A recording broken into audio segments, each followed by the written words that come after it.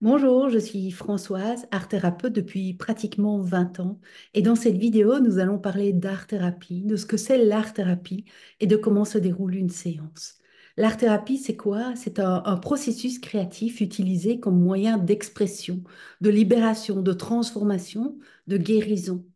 En effet, grâce à ce processus créatif, les personnes vont pouvoir s'exprimer complètement, profondément, librement, à leur rythme, à leur aise, au travers de médias.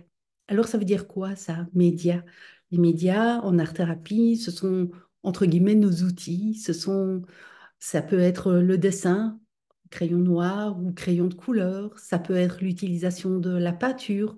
Il y a plein de sortes de peintures, que ce soit la peinture à l'eau, de la gouache, de l'acrylique, des aquarelles. Ça peut être l'utilisation d'encre, d'écriture, de mouvement, de la danse-thérapie.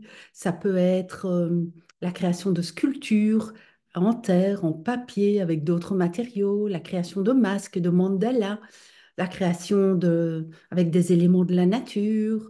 Ça peut être plein de choses. Ça peut être aussi la combinaison de différents médias.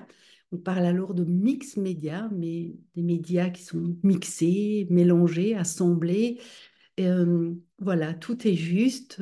L'idée, c'est que chaque personne puisse se sentir attirée par les outils qui sont bons pour elle, pour lui permettre justement de faire ce chemin de transformation. Alors, beaucoup de personnes me demandent s'il y a besoin d'avoir des compétences particulières. Eh bien, pas du tout. Pas du tout.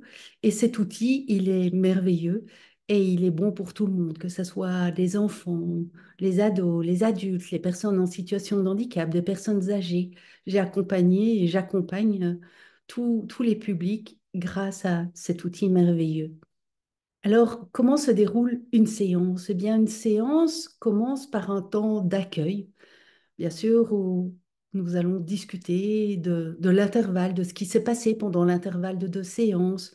Il est question d'émotions, il est question de besoins, des besoins que la personne a envie d'exprimer. Et l'idée, c'est aussi qu'elle puisse se sentir attirée par un ou plusieurs médias, comme je disais, pour pouvoir créer. Donc, un temps d'échange pour démarrer la séance, et puis la personne va commencer à créer. La création peut se faire dans le silence. Certaines personnes vont créer dans le silence, d'autres personnes vont me parler tout en créant. Et puis pour d'autres, ça sera encore un mélange de tout ça. Donc là aussi, il n'y a pas de règle. Je suis là, j'offre un cadre avec qui je suis, avec le lieu. C'est vraiment un espace cocon dans lequel les personnes peuvent se poser, se déposer pour pouvoir s'exprimer librement. Et puis donc la plus grande partie de la séance est consacrée à cette création. Il faut savoir qu'une création n'est pas forcément finie en une séance. Parfois oui, parfois même la personne peut créer plusieurs œuvres, ça dépend si voilà, ça peut aller vite ou au contraire ça peut prendre du temps. On peut créer sur des petits formats ou des grands formats, créer sur des feuilles, sur du carton, sur plein de matériaux différents là aussi. Et c'est chaque fois la personne qui va choisir ce dont elle a besoin pour pouvoir vraiment libérer ce qui est à libérer, peut-être à transformer, euh, voilà, en accord vraiment avec ses besoins. Et puis, lorsque la personne a terminé de son temps de création pendant la séance, il y aura de nouveau un temps d'échange dans lequel je vais lui proposer quelques questions ouvertes pour lui permettre de faire des liens, de mettre du sens et d'avancer dans son processus. Quelques questions ouvertes.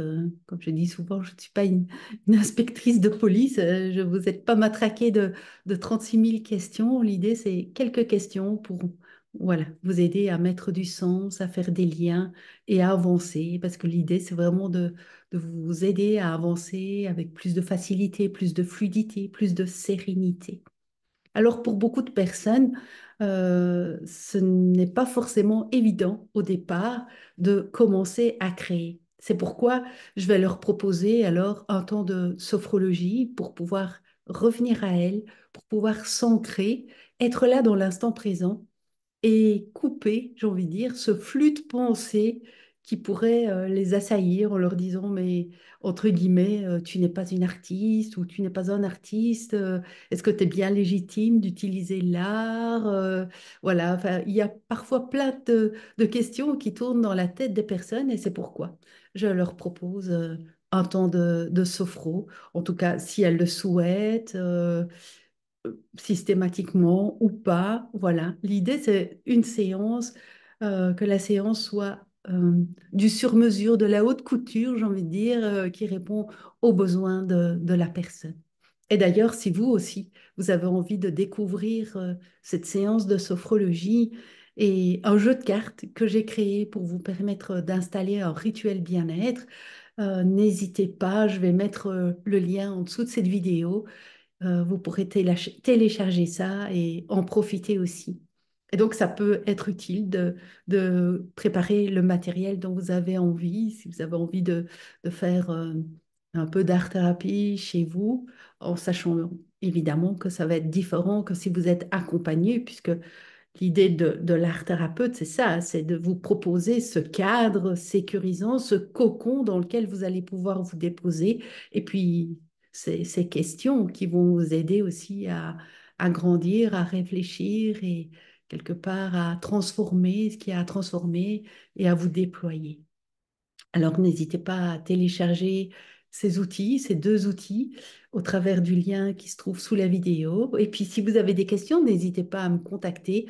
J'aurai plaisir à échanger avec vous, que ce soit de vive voix, au travers d'un temps Zoom, comme ça, pour échanger et discuter, ou par mail. Voilà, à votre meilleure convenance. Et puis je vais vous proposer d'autres vidéos pour vous faire vivre aussi un processus créatif. À bientôt!